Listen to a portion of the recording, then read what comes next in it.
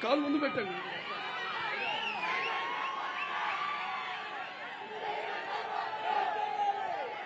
అందరికీ నమస్కారం.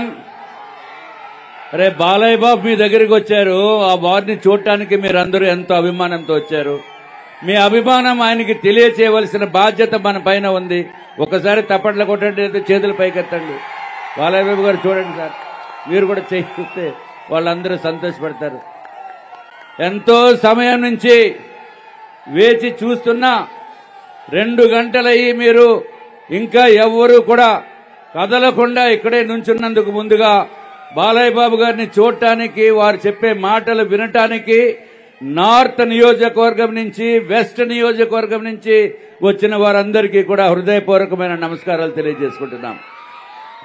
అరే మన రాక్షస పరిపాలన ఎట్లా ఉందో మనమందరం చూశాం. దుర్మార్గపు పరిపాలన జగన్మోహన్ రెడ్డి గారు చేస్తున్నారు. అత్యంత దారుణమైన అవినీతి, ఇంత అరాచకం పెరిగిపోయిందంటే అసలు ఎప్పుడు ప్రశాంతమైన నగరంగా ఉండే విశాఖపట్నం, శాంతికి సంకేతంగా ఉండేది విశాఖపట్నం, అటువంటిది చంద్రబాబు నాయుడు గారు ముఖ్యమంత్రిగా 14 సంవత్సరాలు పనిచేసిన వ్యక్తి. అట్లాగే మనకు హుద్హుద్ సైక్లోన్ వచ్చింది, గుర్తుందా? హుద్హుద్ సైక్లోన్ లో చంద్రబాబు నాయుడు గారు వచ్చి ముఖ్యమంత్రిగా వారం రోజుల్లో మనకందరికీ కూడా కరెంటు, నీరు అన్ని కూడా ఇవ్వటం జరిగింది. అటువంటి వ్యక్తి చంద్రబాబు నాయుడు గారు విశాఖపట్నం ఎయిర్పోర్ట్కి వస్తే దుర్మార్గంగా అడ్డుకుని ఆపి కోడిగుడ్లు విసిరి, టమోటాలు విసిరి అరాచకం సృష్టించారు ఒక వ్యక్తి. ఎవరా వ్యక్తి మీకందరికీ తెలుసు. అరాచకం సృష్టించి బయటికి పంపించారు.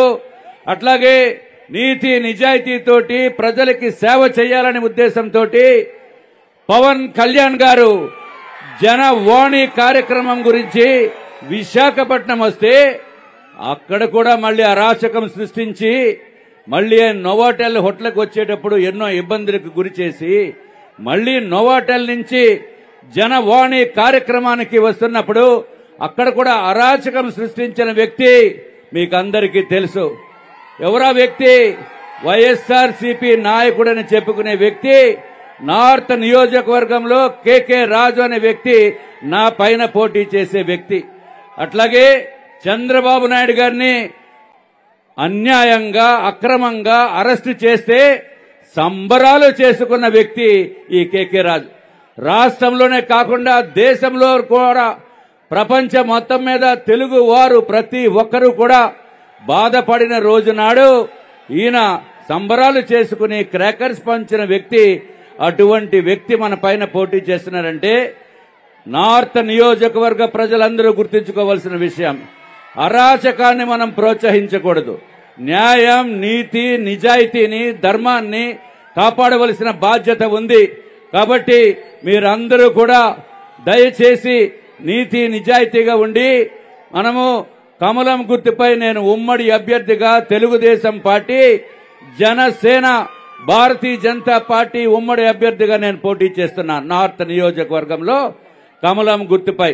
కాబట్టి దయచేసి నార్త్ నియోజకవర్గ ప్రజలే కాకుండా ఇతర రాష్ట్రంలో ఉన్న అందరూ కూడా ఒక్కసారి మాకు ఓటు వేసి గెలిపించవలసిందిగా మిమ్మల్ని అందరినీ కూడా కోరుకుంటున్నాం.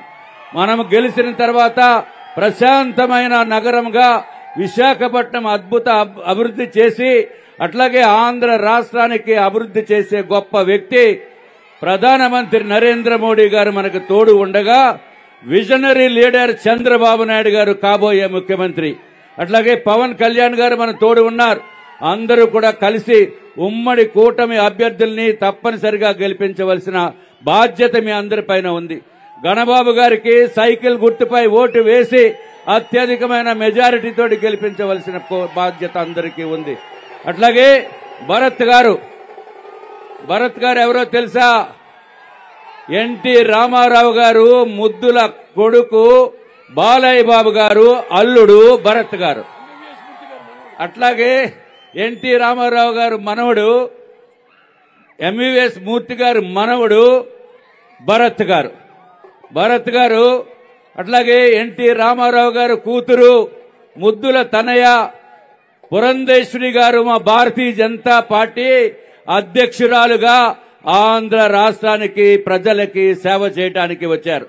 అట్లాగే ఒక పక్కన కూతురు భారతీయ జనతా పార్టీలో ఉంటే రెండో పక్కన బాలయ్య బాబు గారు ఇవాళ విశాఖపట్నం వచ్చి మనల్ని అందరినీ ఉద్దేశించి మాట్లాడి ఈ సైకో ప్రభుత్వాన్ని బయటికి పంపాలి అనేది ఆంధ్ర రాష్ట్ర ప్రజల అభిలాష. కాబట్టి దయచేసి ఒక్కటి గుర్తుంచుకోవాల్సిన అవసరం ఉంది. ఎవరన్నా ఫ్యాను గుర్తుకి ఓటు వేద్దామని అనుకుంటే అది మన పిల్లల బంగారు భవిష్యత్తుకి ఉరితాడు వేసిన దాంతో సమానం. పిల్లల భవిష్యత్తు ఉరితాడు వేసిన దాంతో సమానం. ఫ్యాను గుర్తుకు ఎవరన్నా ఓటు వేద్దాం అనుకుంటే ఆంధ్ర రాష్ట్ర భవిష్యత్తుకు కూడా ఉరితాడు వేసిన దాంతో సమానంగా మనం భావించి తప్పనిసరిగా అందరూ కలిసి మెలిసి తప్పనిసరిగా అన్ని పార్టీలు కూడా కలిసి ఈ సైకో ప్రభుత్వాన్ని బయటికి పంపాలి. అరాచకమైపోతుంది అని చెప్పి లేకపోతే అరాచకం అవుతుందని తెలియజేసుకుంటూ నాకు ఈ అవకాశాన్ని ఇచ్చిన బాలయ్య బాబు గారికి అందరికీ కూడా ధన్యవాదములు తెలియజేసుకుంటూ సెలవు తీసుకుంటున్నాను. నమస్కారం.